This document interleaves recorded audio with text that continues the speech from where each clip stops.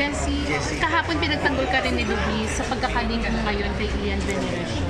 Pwedeng isa yun naman manggaling kung ano talaga yung, are you aware of the issue?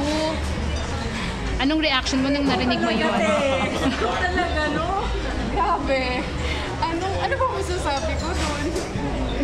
Nagulat ka ba na may ganong issue sa'yo? Sino hindi magugulat kayo? Nagulat kayo, di ba? Diba? So sa tingin mo, saan nanggaling? Out of nowhere.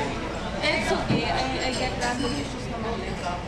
Girlfriend ako ni ganito, kaya ako maraming shows. So parang, it's not new to me to get weird issues. Tinawagan ka ba or kinontak ni Ian nung lumabas yung issue?